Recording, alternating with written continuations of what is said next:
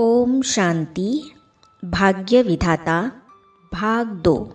इस पुस्तक में आज हम पढ़ेंगे अंतर मन में उतर गया बाबा का अलौकिक स्नेह।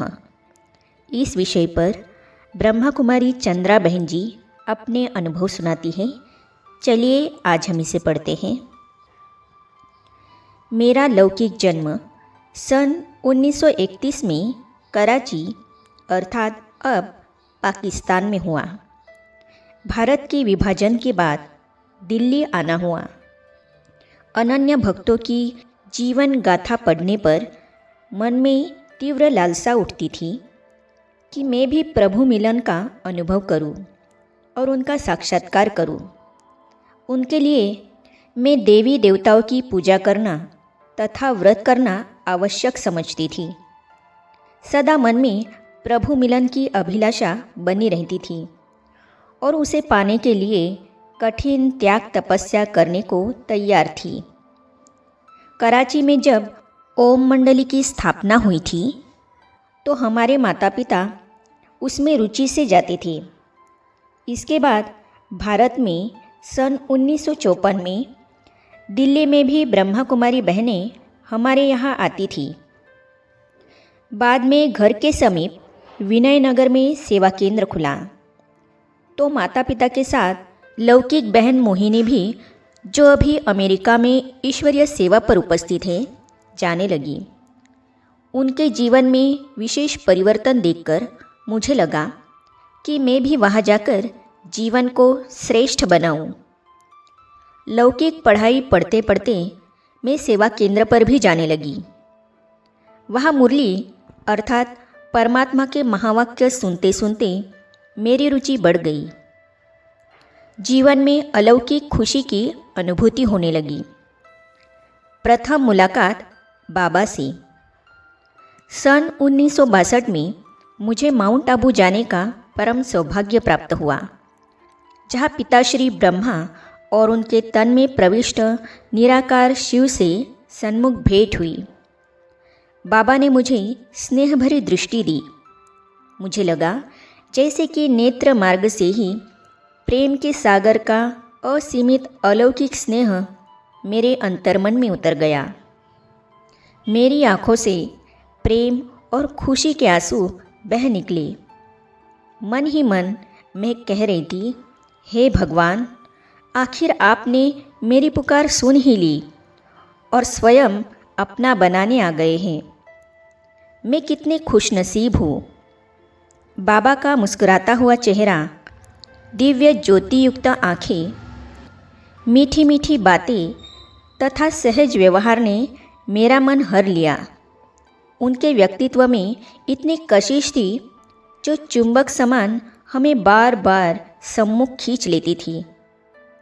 बाबा के संग बीते उन कुछ दिनों में ही बाबा को अति निकट से देखने का सुअवसर मिला। आज भी अतीत की वे स्मृतियाँ जब तब ताज़ी हो जाती है। सचमुच उनमें कितनी असाधारण प्रतिभा थी। त्याग, तपस्या और सेवा की वे साकार प्रतिमूर्ति थे। उनका जीवन विश्व के इतिहास में अद्वितीय उदाहरण था और हम बच्चों के लिए आदर्श और अनुकरणीय। बाबा हमारे साथ खेल खेलते थे। पिताश्री ब्रह्मा बुजुर्ग थे, फिर भी बच्चों को खुश करने के लिए बड़ी चुस्ती से बैडमिंटन का खेल खेलते थे। जब बाबा हमारे साथ खेलते थे तब एकदम लाइट हाउस और माइट हाउस अनुभव होते थे। एक बार बाबा ने मुझे पूछा, बच्ची, जानती हो किसके साथ खेल रही हो? शिव बाबा के साथ खेल रही हो ना? ऐसा न सिर्फ शब्दों में कहा, लेकिन व्यवहारिक रूप से अनुभव कराया। बाबा में इतनी अलौकिकता थी कि उनका व्यक्तित्व साधारण मनुष्य से भिन्न लगता था। एक बार बाबा मुझे गौशाला में ले गए। वहाँ सिर्फ 2 गाय थी। एक गाय बैठी थी तो बाबा ने कहा कि यह गाय बीमार है। हमने सोचा कि बाबा गायों के भी डॉक्टर हैं। बाबा ने देखभाल करने वाले बच्चों को कुछ निर्देश दिए कि इस गाय को यह खिलाना और यह दवाई देना। दूसरे दिन मुरली में बाबा ने कहा, गाय को भी इतनी अक्ल है कि घास खाने के बाद जुगाली करनी है। अगर नहीं करती है तो समझा जाता है कि बीमार है। ऐसे बाबा तुम बच्चों को भी ज्ञान घास खिला रहे हैं। दिन भर तुम्हें मंथन करना चाहिए, नहीं तो समझेंगे कि बीमार है। सबको प्यार तथा सम्मान देकर आगे बढ़ाना। आजकल कोई किसी को निस्वार्थ प्यार नहीं देता, कोई सच्चे और शुद्ध प्यार से व्यवहार नहीं करता। बाबा सबको स्वाभाविक, सर्वश्रेष्ठ, संपूर्ण और सच्चा प्यार देते थे। लाडले बच्चे ऐसा कहकर वे पुकारते थे तो आत्मा बोल उठती थी कि ये किसी सांसारिक व्यक्ति का प्यार नहीं है। इस प्रकार सच्चे प्यार से सिक्त होकर आत्मा अभूतपूर्व शीतलता और उच्च सौभाग्य का अनुभव करती थी। जब मनुष्य को प्यार मिल जाए तो वह कुछ भी करने को तैयार हो जाता है।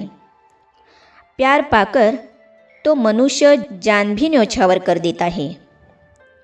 बाबा हमेशा संतुलन में रहते थे।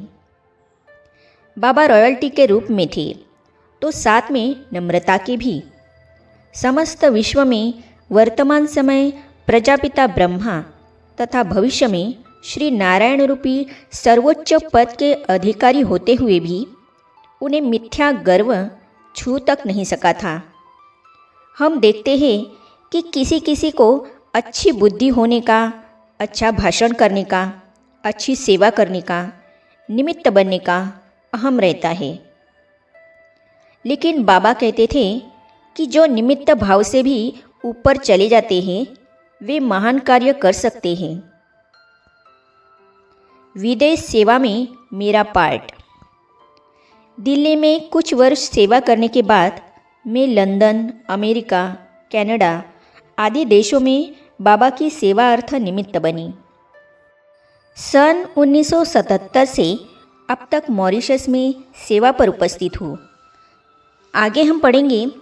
बाबा ने कहा, बच्चा दिल पर चढ़ा हुआ है। इस विषय पर ब्रह्मा कुमार रामस्वरूप भटनागर जी अपने अनुभव सुनाते हैं, तो इसे हम पढ़ेंगे अगली कड़ी में। तो ये जानने और पढ़ने के लिए इस चैनल को सब्सक्राइब करने के साथ ही साइड में जो बेल आइकॉन है उसे भी क्लिक कीजिए, ताकि आने वाली सभी वीडियो और अब तक की सारी वीडियो आप तक पहुंचती रहेगी। ओम शांति।